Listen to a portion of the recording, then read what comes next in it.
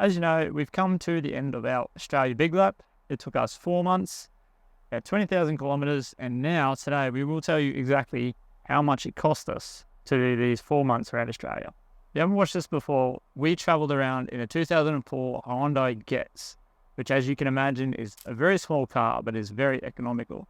Okay, I did some calculation. It took me a while. It might not be perfect to the cent, but it's good enough.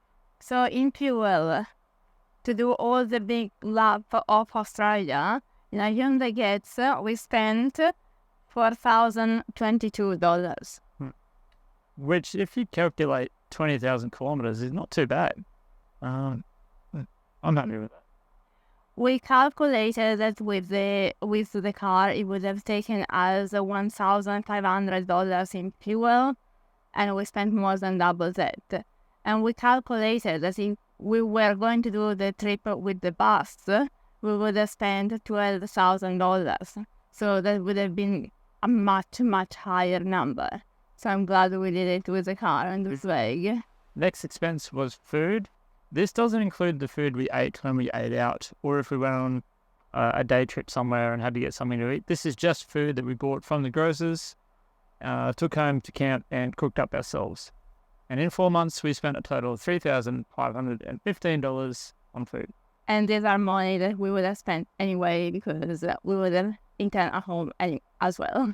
Accommodation, and this is a painful number. In accommodation, meaning campsite, because we have never got a hotel room. We thought about it, but then the price put us off. So accommodation, just to have a little patch of grass in a campsite to put a tent on, we spent $4,456 for 4 months, which is more than what we spent in fuel. So average it out. We did, but I forgot. Hang on, I can do it. This is an average of $37 per night.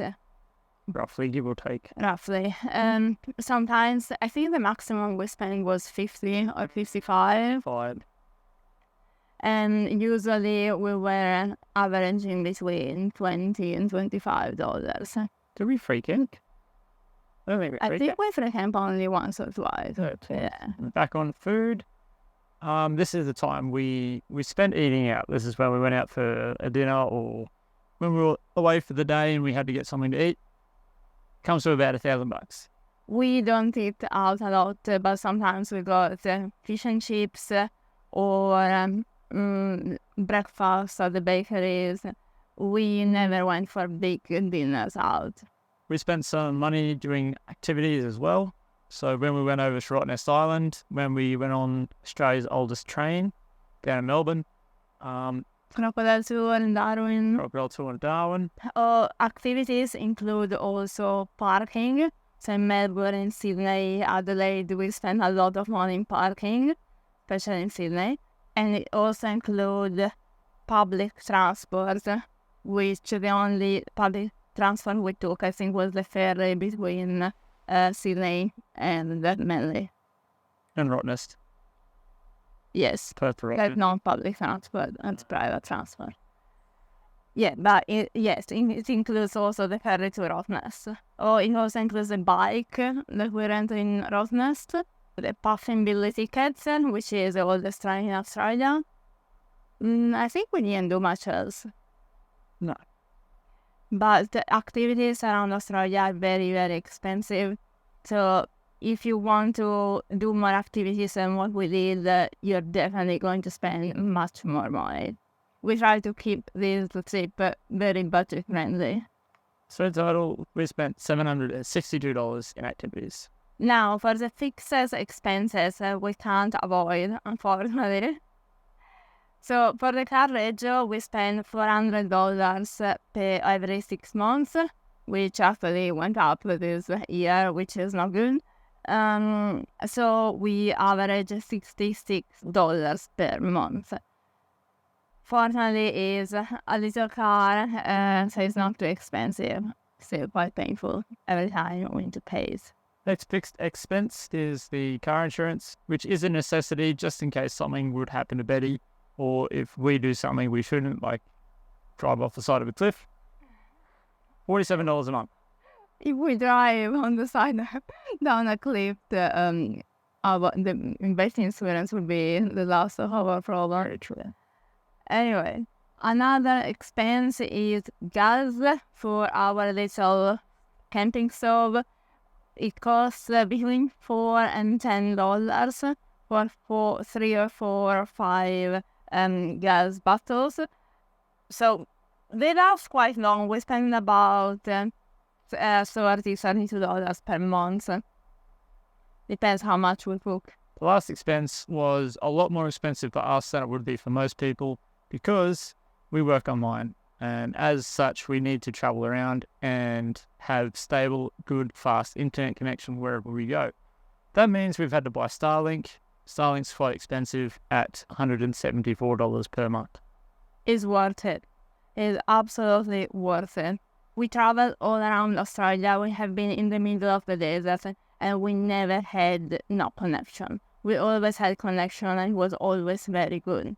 We actually had a lot of people coming to us, asking us about Starlink and how it works. So if you're watching this video, just so you know that Starlink is worth it if you're traveling around Australia. Even if you're just for watching Netflix or calling your family back at home, it is a bit pricey, but it's the only internet provider in Australia right now that will give you connection everywhere. Yeah. Starlink should pay us to sponsor our videos because we always talk well about Starlink. It's great. A thing that I didn't include in this budget is the money that we spent on Melpo, which is the dog sitter every time we went in a big city, which happened maybe 3 or 4 times. We were getting a dog sitter for the dog so we could go out and do activities.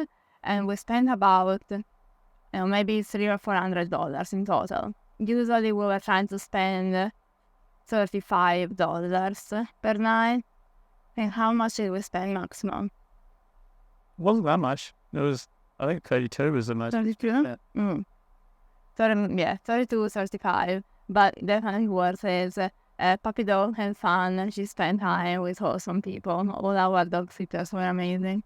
All of that comes to a grand total of $15,031, which if you consider we've travelled all the way around the country in 4 months, so we did it pretty fast, and we've travelled a long way, it's not too bad, it's not great, it's obviously a very expensive country, but considering we could have spent a lot more travelling in the bus and doing a lot more activities. So then was it worth to travel all around Australia with a small car? And I say yes. We are very happy that we finished the trip in only 4 months after 3 years traveling with the bus, and we visited Queensland and Northern New South Wales in 3 years. Yeah, we are very happy we decided to do it with Betty. If we did with the bus instead, probably now would still be halfway through, maybe not even halfway through. We are excited for what is coming next, which is a flight to the Philippines tomorrow. So there's going to be the last video that you're going to see of this Australia series.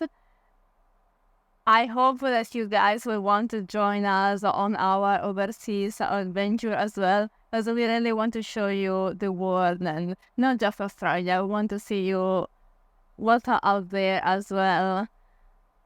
And yeah, hopefully inspire you to go out of the country and, well, go out of your own country and visit the world a bit more. Or even just travel down the road for 3 or 4 hours, you'll see something new. And then keep going for another 4 hours and you'll see something new again. Just do it. Life's short. You only get one chance, so might as well see what you can while you're here. And as you have seen, that you don't need a lot of money. $15,000 is probably just a bit over what we would have spent in 4 months having a normal life. Yeah. Between rent and bills and fuel, etc. Don't forget to like and subscribe. I will see you in the next one. in the Philippines.